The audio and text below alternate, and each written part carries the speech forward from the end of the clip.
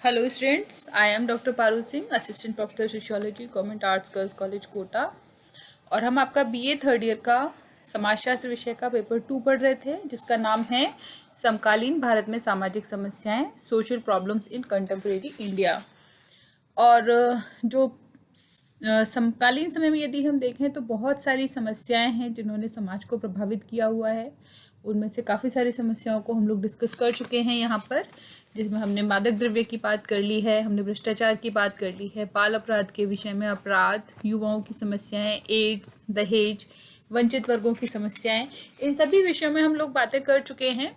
और इसी कड़ी में आज का जो हमारा टॉपिक है इम्पोर्टेंट, वो है जातिवाद, और जिसको कि हम कास्टिज्म के नाम से भी जानते हैं।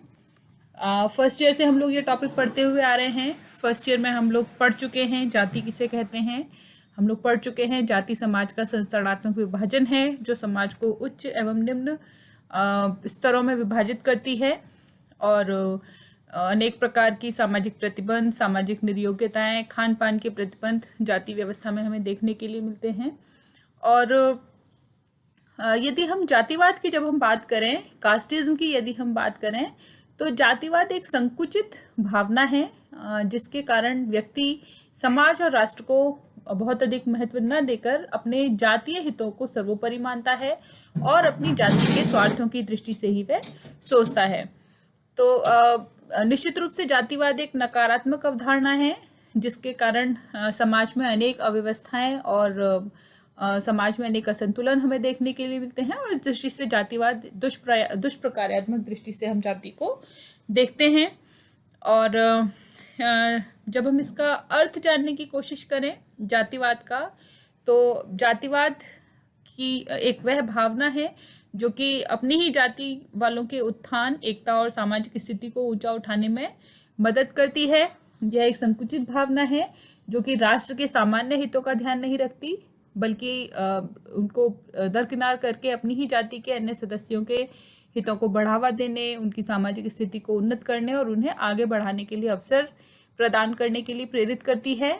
और अनेक विद्वानों ने इसके विषय में परिभाषाएं दी हैं, जिसमें डॉक्टर के.एन. शर्मा ने लिखा है कि जातिवाद या जाति भक्ति एक ही जाति के व्यक्तियों की एक भावना है जो देश या समाज के सामान्य हितों का ख्याल न रखते हुए केवल अपनी जाति के सदस्यों के उत्थान, जातीय एकता और जाति की सामाजिक परिस्थिति को दृढ़ करने के लिए प्रेरित करती है। वहीं के.एम. पनिक्कर लिखते हैं अपनी पुस्तक हिंदू सोसाइटी एट क्रॉसरोड्स में कि राजनीतिक भाषा में उपजाति के प्रति निष्ठा का भाव ही जातिवाद है। और आपने आगे भी लिखा है कि जब तक उपजाति की अवधारणा पाई जाती है तब तक जातिवाद अपरिहार्य है, क्योंकि यह एक ऐसी स्थायी निष्ठा है जो हिंदुओं ने उत्तराधिकार में प्राप्त की है। और डॉक्टर एन प्रसाद लिखते हैं कि जातिवाद राजनीतिक एकता में रूपांतरित एक जाति के प्रति निष्ठा है।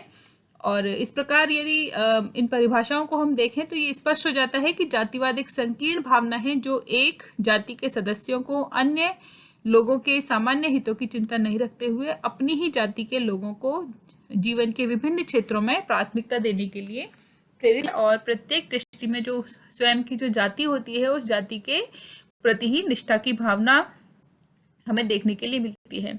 जातिवाद के विकास के कारकों को यदि हम देखने की कोशिश करें कि ऐसे कौन से कारक हैं जो कि जाति की जो भावना है उसको और प्रबल बनाते हैं, उसको और अधिक विकसित करते हैं, तो इसमें सबसे प्रथम आता है वैवाहिक प्रतिबंध। वैवाहिक प्रतिबंध के अंतर्गत हम देखते हैं कि अपनी ही जाति में विवाह करने को प्राथमिकता दी जाती है, और प्रत्येक व्यक्ति के लिए अपने जो जातीय समूह है उसमें वैवाहिक संबंध स्थापित करना आवश्यक माना जाता है। उन्हीं लोगों को प्रतिष्ठा की दृष्टि से देखा जाता है, और वैवाहिक क्षेत्र के अपनी ही जाति या उपजाति तक सीमित होने की वजह से अनेक बार जीवन साथी के चुनाव में समस्या भी आती है।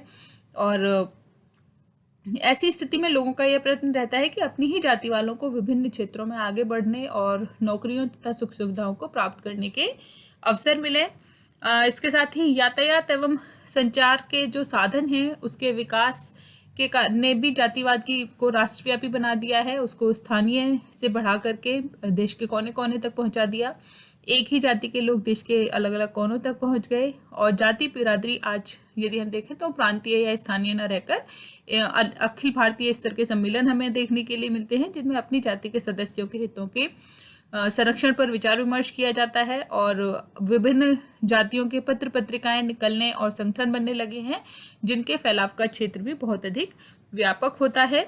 जातीय स्थिति को ऊंचा उठाने की लालसा और सामाजिक संस्करण प्रणाली में अपनी जाति की स्थिति को उन्नत करने की इच्छा ने भी जातिवाद के विकास में विशेष सहायता पहुंचाई है। जजमानी प्रथा का वेतन, जिसके माध्यम से प्राचीन समय में प्रत्येक जाति एक दूसरे से कुछ कर्तव्यों के माध्यम से बंधी हुई होती थी, आज हमें वो टूटते हुए दिखाई देते हैं। और जो जाति प्रथा के टूटने से जो विभिन्न जातियों के जो वर्टिकल रिलेशंस बने हुए थे, जो उदग्र संबंध थे, वे टूट चुके हैं, समाप्त हो चुके हैं। एक जाति के सदस्यों के पारस्परिक संबंधों में दृढ़ता आई है, जिसके फलस्वरूप जातिवाद को प्रोत्साहन मिलता है। औद्योगिकरण की प्रणाली के कारण जो परिवार तथा जाति के वंशानुगत पेशे थे, उनमें काफ़ी कमी आई है, काफ़ी ह्रास हुआ है उनका। और आर्थिक सुरक्षा इसके कारण समाप्त हो गई। साथ ही जनसंख्या की तेजी से वृद्धि और औद्योगिक विकास की धीमी गति के कारण लोगों को योग्यता के अनुसार नौकरियां इत्यादि प्राप्त नहीं हो पाती हैं। ऐसी स्थिति में जाति के द्वारा अपने सदस्यों को आर्थिक सुरक्षा प्रदान करने हेतु लोग अपनी ही जाति के लोगों को उच्च पद में अवसर देना प्रीफर करते हैं। नगरीकरण की जो स्थितियां हैं, उन्होंने जातिवाद को प्रोत्साहित किया है। नगरों में विभिन्न जाति, धर्म, संस्कृति और आर्थिक स्तर के लोग हमें देखने के लिए मिलते हैं। और इन्हीं के आधार पर यहाँ विभिन्न स्वार्थों के आधार पर बने हुए संगठन हमें दिखाई देते हैं। और ऐसी स्थिति में सोचा जाता है कि जाति ही पीछे क्यों रहे। नगरों में भी घनिष्ठ और दृढ़ समूह के रूप में जातीय संगठन बनने लगे, जिसके कारण जातिवाद की भावना को और अधिक बढ़ावा मिला। जातियों का विभेदीकृत विकास भी जाति को प्रोत्साहित करता है। जातिवाद को कुछ जातियों को विशेषाधिकार प्राप्त रहे हैं और कुछ निर्योग्यताओं से पीड़ित रही हैं, उनको अधिकारों से वंचित किया गया। ऐसी दशा में कुछ जातियों को उच्च शिक्षा प्राप्त करने, उच्च नौकरियों में आने और धन कमाने, अपनी सामाजिक स्थिति को ऊंचा उठाने के अवसर मिले हैं, जिसका परिणाम ये हुआ कि कुछ जातियों ने आर्थिक और राजनीतिक शक्ति प्राप्त कर ली और कई जातियों को इससे वंचित रहना पड़ा। कुछ जातियां अपने परंपरागत व्यवसायों में ही लगी रहीं और उन्हें आर्थिक दृष्टि से प्रगति करने और अपने जीवन स्तर को ऊंचा उठाने का मौका नहीं मिला। इस स्थिति ने विभिन्न जातियों में कुटुता को बढ़ाया और परिणाम स्वरूप जातीय संगठन दृढ़ हुए हैं। संस्कृतिकरण की जो प्रक्रिया है, इसका उल्लेख डॉक्टर श्रीनिवास ने किया था। संस्कृतिकरण एक प्रक्रिया है जिसमें एक निम्न जाति, ब्राह्मण, क्षत्रिय या प्रभु जाति के खान पान, रहन सहन, देवी देवताओं, प्रथाओं, वेशभूषा, व्यवहार, जीवन जीने के तरीकों को अपनाती है। और संस्कृतिकरण करने वाली जाति में जातिवाद की भावना पैदा होती है। अन्य जाति निम्न जातियों से अपने को श्रेष्ठ समझने लगती हैं। जातीय संगठन हमें दिखाई देते हैं और राजनीति दिखाई देती है। इसमें जातिवाद को विकसित करने में जातीय संगठनों ने भी महत्वपूर्ण भूमिका निभाई है। अनेक जातियों के क्षेत्रीय और राष्ट्रीय संगठन पाए जाते हैं। इन जातीय संगठनों की अपनी पत्र पत्रिकाएं प्रकाशित होती हैं, सम्मेलन, संगोष्ठियां होती हैं और चुनाव में व्यक्ति विशेष को ही मत देने पर जोर दिया जाता है। इसी के साथ प्रजातंत्र में हम जानते हैं वोट की कीमत होती है। एक वोट प्राप्त करने का एक तरीका जाति भावनाओं को उभारना भी है लोगों की। जिन क्षेत्रों में जिस जाति की बहुलता होती है, वहाँ पर उसी क्षेत्र में उसी जाति के उम्मीदवार को चुना जाता है और जाति के नाम पर वोट मांगे जाते हैं। इस प्रकार राजनीति ने भी जातिवाद की भावना को बढ़ावा दिया है। तो ये सभी फैक्टर्स हैं जो कि जातिवाद की भावना को बढ़ाने में हमें कहीं ना कहीं अपना रोल प्ले करते हुए दिखाई देते हैं। तो इसी तरह से यदि हम जातिवाद के विकास के कारकों के अतिरिक्त यदि हम और बात करें तो जातिवाद के दुष्परिणाम हमें कुछ देखने के लिए मिलते हैं, क्योंकि जातिवाद के कारण हमें समाज में अनेक गंभीर समस्याएं उत्पन्न होती हुई भी दिखाई दी हैं। तो इसी श्रृंखला में यदि बात करें तो जातिवाद की जो भावना है वो प्रजातंत्र विरोधी भावना है। हम जानते हैं कि हमारे यहाँ पर अनेक वर्षों तक मुगलों का शासन रहा। विदेशी आक्रांताएं भारत में आते रहे, आक्रमण करते रहे और यहाँ पर शासन अपना करते रहे। इसी कड़ी में जो ब्रिटिशर्स हैं, अंग्रेज हैं, उन्होंने भी लगभग 200 वर्षों से अधिक भारत पर शासन किया। और उसके बाद में आज़ादी के बाद जब 15 अगस्त 1947 को देश आज़ाद हुआ और उसके बाद में जो लोकतंत्र की जो प्रणाली है उसको हमारे देश में अपनाया गया और धर्म, जाति, लिंग इत्यादि के आधार पर भेदभाव नहीं करने की बात भी भारत के संविधान में की गई और इसको प्रजातंत्र के सिद्धांतों के विरुद्ध माना गया। प्रजातंत्र का अर्थ हम जानते हैं जनता का, जनता के लिए, जनता के द्वारा शासन और स्वतंत्रता, समानता, भाईचारा, इसके 3 मूल सिद्धांत हमें दिखाई देते हैं। और प्रत्येक व्यक्ति को पूर्ण अवसर विकास का मिले, इसकी सुनिश्चितता संविधान के द्वारा की जाती है। सभी को समान समझा जाता है। लेकिन जो जातिवाद की जो भावना है वो एक अप्रजातांत्रिक भावना है, प्रजातंत्र विरोधी भावना है। और जो प्रजातंत्र के जो 3 सिद्धांत हैं, फ्रीडम, इक्वलिटी एंड फ्रेटर्निटी, स्वतंत्रता, समानता और भाईचारा, इन तीनों ही मूल सिद्धांतों पर जातिवाद की भावना प्रहार करती है। एक ऊंच नीच की व्यवस्था है यह, इसलिए असमानता मूलक है। और जाति में जो कि व्यक्ति की जो सामाजिक स्थिति है उसका निर्धारण जन्म से होता है। इसमें विवाह, शिक्षा, व्यवसाय इत्यादि का भी योगदान होता है। जातिवाद व्यक्ति के गुणों पर नहीं बल्कि उसके जन्म पर जोर देता है, जबकि जो प्रजातंत्र है वह व्यक्ति के जो गुण हैं उनके आधार पर उसका मूल्यांकन करता है। और जो जातिवाद है वो एक संकुचित निष्ठा, अंधभक्ति, पक्षपात पर आधारित भावना है। और जो प्रजातंत्र की तरह समानता पर नहीं बल्कि जन्म से ही असमानता पर आधारित है। जातिवाद के कारण ही व्यक्ति संपूर्ण समाज और राष्ट्र के हित में नहीं सोच पाता, बल्कि केवल अपनी जाति के व्यक्तियों को ही सब प्रकार की सुख सुविधाएं, राजनीतिक शक्ति प्रदान करना चाहता है। और इस तरह से यदि हम देखें तो जो जातिवाद की जो भावना है वो प्रजातंत्र विरोधी है और समाज में असमानता की को उत्पन्न करने में अपना महत्वपूर्ण रोल प्ले करती है।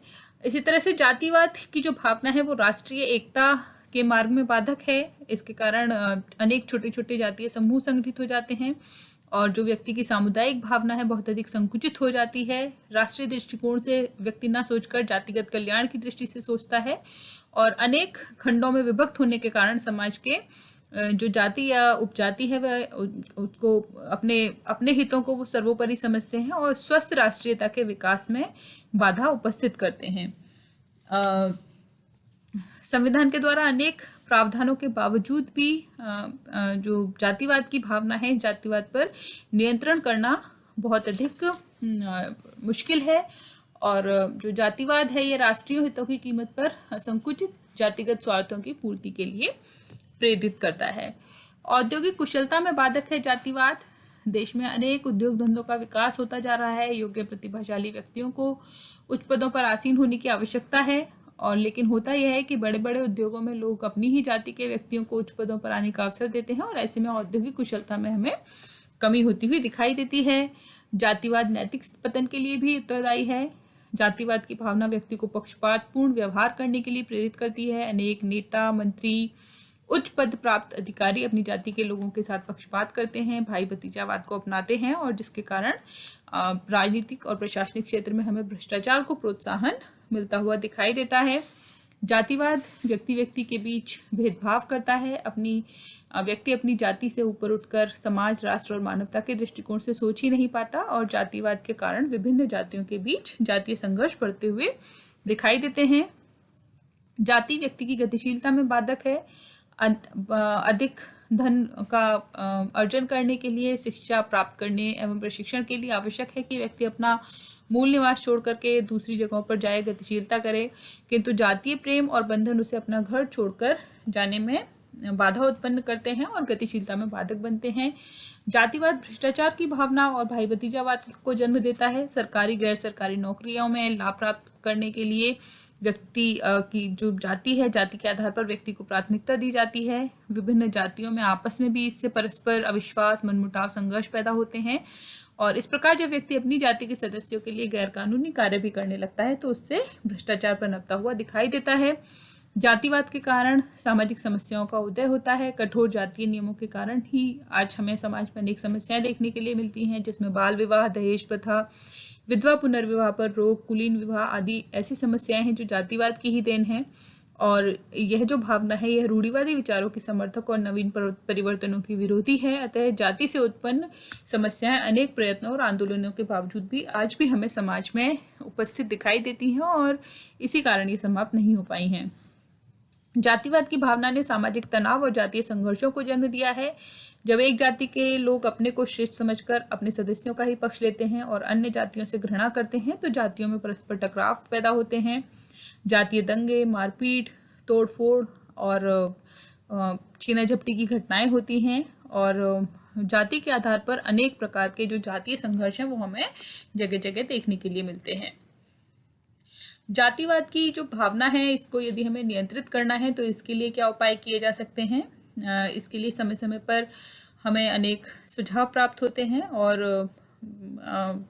अनेक लोगों का कहना है कि जाति व्यवस्था को समाप्त कर लेना चाहिए। कुछ लोग इसके लिए कानूनी प्रावधानों की बात करते हैं और हालांकि ये ठीक है कि कानून जो है सामाजिक परिवर्तन का एक महत्वपूर्ण माध्यम अवश्य है, लेकिन जब तक लोगों की जो मनोवृत्ति है, जब तक मानसिक स्तर पर परिवर्तन नहीं आएगा तब तक कोई भी कानून जो है वो सामाजिक परिवर्तन को लाने में सफल नहीं हो सकता। और बाल विवाह के संबंध में, दहेज के संबंध में आज भी हमें ये स्थितियां दिखाई देती हैं कि अनेक कानूनी प्रावधानों के बावजूद भी बाल विवाह, दहेज की समस्या, ये समस्याएं हमें समाज में आज भी उपस्थित दिखाई देती हैं, जिसका जो मुख्य कारण है वो ये है कि लोग अपनी मनोवृत्ति में परिवर्तन नहीं करना चाहते। फिर भी यदि इसके निराकरण के लिए कुछ उपाय करने हैं तो इसमें अंतरजातीय विवाहों को प्रोत्साहन दिया जाए। डॉक्टर घुरिये का सुझाव है कि अंतरजातीय विवाहों को प्रोत्साहन दिया जाना चाहिए। अंतरजातीय विवाह उसी समय प्रचलित हो सकते हैं जब ऐसे विवाहों के लिए देश में एक उपयुक्त माहौल तैयार किया जाए। आज हमें जो अंतरजातीय विवाहों से संबंधित अनेक प्रकार के जो संकीर्ण मनोवृत्ति है उसके उदाहरण हमें समय समय पर देखने के लिए मिलते हैं, तो उनसे सर्वप्रथम हमें उनसे छुटकारा पाने की आवश्यकता है। सर्वप्रथम हमें ऐसी समस्याओं को नियंत्रित करने की आवश्यकता है। उचित शिक्षा के माध्यम से भी जातिवाद को दूर किया जा सकता है। पीएच प्रभु का मानना है शिक्षा इस प्रकार की होनी चाहिए कि बच्चों में जाति पाति संबंधी भेदभाव उत्पन्न ही ना हो, धर्मनिरपेक्षता को बढ़ावा मिले और जातिवाद के विरोध में स्वस्थ जनमत का निर्माण हो सके। वैकल्पिक समूहों का निर्माण किया जाए और डॉक्टर राव का ये मानना है कि वैकल्पिक समूहों के निर्माण से जातिवाद की समस्या को हल किया जा सकता है। यहाँ लोग जातीय समूहों के माध्यम से ही अपनी सामूहिक प्रवृत्तियों को व्यक्त करते हैं। इनके स्थान पर विभिन्न सामाजिक और सांस्कृतिक संगठनों के निर्माण से विभिन्न जातियों के व्यक्ति एक दूसरे के निकट आने और एक दूसरे को समझने का मौका मिल सकेगा। ऐसी स्थिति में समानता और बंधुत्व की जो भावना है वह उत्पन्न होगी और जातिवाद की जो प्रवृत्ति है वह दूर होगी। विभिन्न जातियों में जो आर्थिक और सामाजिक सांस्कृतिक समानता है उसको प्रोत्साहन दिया जाए। श्रीमती रावती कर्वे ने यह सुझाव दिया कि जातिवाद से छुटकारा प्राप्त करने के लिए विभिन्न जातियों में आर्थिक एवं सांस्कृतिक समानता लाना आवश्यक है। जाति शब्द का बहिष्कार करने की बात सितंबर 1955 में दिल्ली में आयोजित सेमिनार के माध्यम से दी गई कि जाति शब्द का कम से कम प्रयोग किया जाए। सरकार के द्वारा प्रयत्न किया जाना चाहिए कि प्रार्थना पत्रों, स्कूल के रजिस्टरों, धर्मशालाओं, दुकानों आदि के नामों में जाति शब्द का कहीं भी कोई प्रयोग नहीं किया जाए। सांस्कृतिक एकीकरण को प्रोत्साहन देना चाहिए। डॉक्टर श्रीनिवासकर ने बताया है कि वयस्क मताधिकार प्रणाली, पंचवर्षीय योजनाओं के माध्यम से होने वाली क्रांति, शिक्षा का प्रचार, पिछड़ी जातियों का उत्थान, उनके रहन सहन के तरीकों पर उच्च जातियों की संस्कृति के प्रभाव से जाति व्यवस्था के बहुत से दोष दूर हो सकते हैं। जातीय संगठनों पर प्रतिबंध लगाने की आवश्यकता है। जाति के नाम पर बनने वाले क्षेत्रीय और प्रांतीय संगठनों पर रोक लगा दी जाए क्योंकि ये संगठन ही जातिवाद की भावना को पैदा करने और उभारने के लिए उत्तरदायी हैं। जातिगत राजनीति की समाप्ति की आवश्यकता है। पिछले कुछ वर्षों में पंचायतों से लेकर संसद तक के चुनावों में जाति के आधार पर उम्मीदवारों का चयन किया जाता है, उनको वोट दिए जाते हैं, वोट मांगे जाते हैं जाति के आधार पर।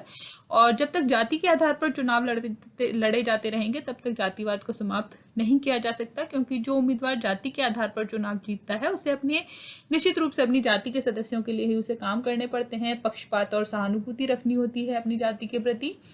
तो ऐसे में जातिवाद को समाप्त करना बड़ा मुश्किल हो जाएगा। तो इसके साथ ही आर्थिक विकास के माध्यम से जातिवाद को दूर किया जा सकता है। लोगों को रोजगार के अवसर प्राप्त हो, बेरोजगारी समाप्त हो और नौकरियां प्राप्त करने के लिए जब लोगों को अपनी जातिवाद वालों के पास नहीं दौड़ना पड़ेगा तो निश्चित रूप से जो जातिवाद है वो जातिवाद की समस्या से हम कहीं ना कहीं छुटकारा पा सकते हैं।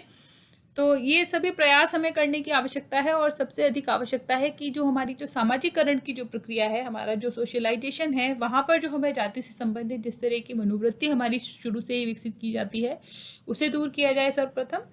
तो जो जाति से संबंधित होने वाले जो विभिन्न एस्पेक्ट्स हैं, उनको भी हम कंट्रोल कर पाएंगे। तो आज के लिए इतना ही, इससे आगे का हम नेक्स्ट क्लास में करेंगे। Thank you.